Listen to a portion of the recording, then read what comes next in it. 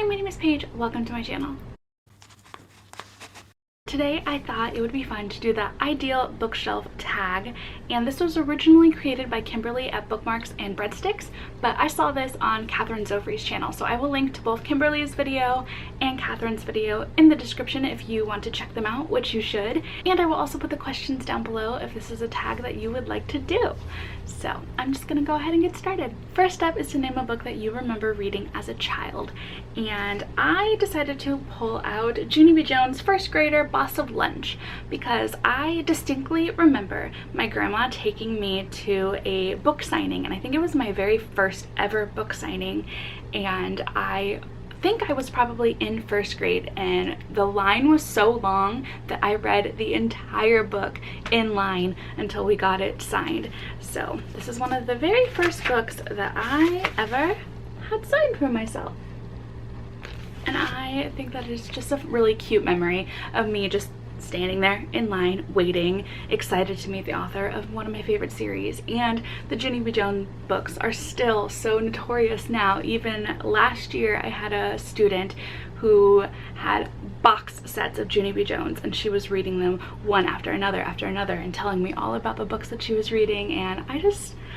these are so sweet books, and they're so accessible even now to the kids that want to read chapter books for the first time. So this one gives me a lot of good memories. Number 2 is to name a book that you received as a gift and you still own today. And I am going to go with Ida B by Catherine Hannigan.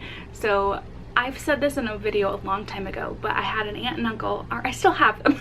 I have an aunt and uncle who would gift me books every summer, and some summers they would pay me to read books and like write them a little review.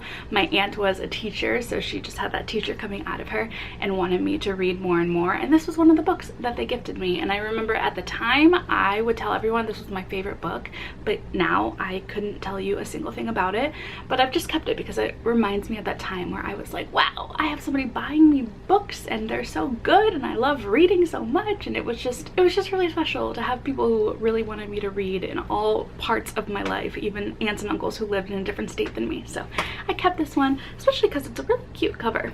So someday I might reread this to know what it was about, because at one point it was my favorite. Number 3 is to name a book that was important to you in your teenage years, specifically high school, and I am going to have to say The Hunger Games. I remember that in my freshman year of high school I had an English teacher that wasn't the worst, but I had come from a district where I felt like I was so far behind, so trying to catch up my freshman year in high school was so hard. I didn't want to read anything. I didn't try very hard. I think I had a friend who helped me like a little bit cheat on some of my vocabulary tests because I was so far behind my freshman year. But then I rolled into my sophomore year, and that teacher was wonderful, and she loved books so much. She had so many bookshelves in her room, and I remember her one day recommending The Hunger Games and saying how she thought it was an amazing book, that everyone should read it, and I went and I got it, and I fell in love, and I reread this book so many times. So it was definitely because of my sophomore high school English teacher that I even picked this book up. So I definitely have high school memories with this one, and then also going to all of the midnight premieres with my friends, seeing all of the movies, definitely brings me back to high school memories with this book and the whole series. So I would say this one gives me lots of high school memories. Number 4 is, what is a book that you can always go back to? And who would I be if I did not say The House in the Cerulean Sea by T.J. Klune? I just think that this is such a warm hug, comfort read. Such a great book to pick up anytime that you're feeling sad, or if you're just in the mood for something happy and fluffy and cheesy and cute and just so precious. And these kids and these characters and the adults in this one too, they're all just so precious and heartwarming and caring towards each other. And I just love the message of acceptance that this one brings out. So this is definitely one I will read a billion times in my life, and I am still trying to get every single person in my family and friend group to read this. So if you haven't already, pick it up. It's so sweet. It's precious. It's precious. Come on. Just read it. Number 5 is, what is a book that brings you a feeling of pride? And I am going to go with The Gentleman's Guide to Vice and Virtue, which I am not going to recommend Mackenzie Lee as an author just because I've heard of all of the really crappy things that she's done.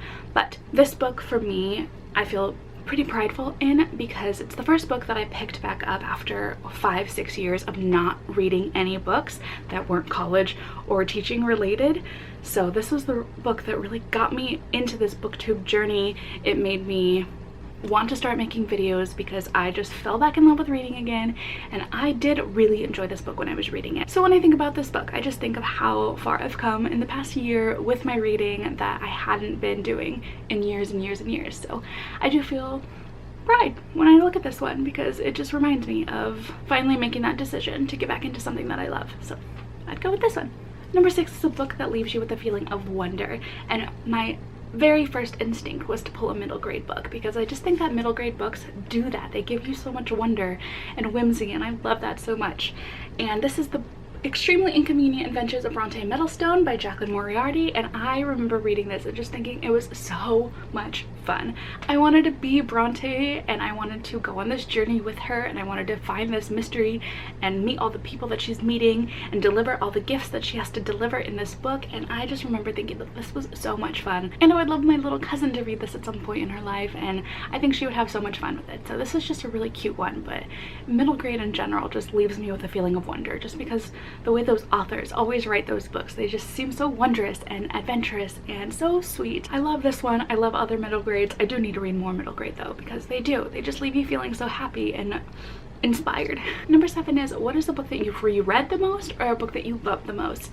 And Hunger Games is definitely the one that I've reread the most, but I'm gonna go with the book that I think I love the most right now still. So if you've been watching any of my videos for any time now, you know I am DJ Gloom's biggest fan, and that I am in love with the Lightning Struck Heart series. It is just so much fun. I would say book number 3 is my favorite of the series though, but book number 1 made me fall in love with all of these characters, fall in love with this world, and it is just so much fun. It is such a hilarious story. These characters and the way that they banter and bicker and joke with each other is just so much fun, and their friend group is just everything that I would hope for in a friend group. So I love this one. It is definitely my favorite of the year so far. I don't know if anything will be able to top it. If anything does, I would assume it would be another TJ Klune book sometime in the future. But yes, if you have not picked this up and you are interested in explicit wizarding magical fantasy stories with goofy characters, pick up this one. Question number 8 is, what is a book that you would want to have on your shelf forever? And this is hard to pick because the books I have on my shelf are ones that I honestly do want to keep forever, or if not for a very, very long time until I reread them and hate them or something. But I was trying to ask myself, what book do I think back on, do I reflect back on, that gives me some emotional connection to it every time I think about it. And this is one that I don't talk about often, but it's Station 11 by Emily St. John Mandel. I read this at the beginning of the pandemic, which was a very strange time to be reading this, but there were parts of the story that I absolutely love and I cannot get out of my mind.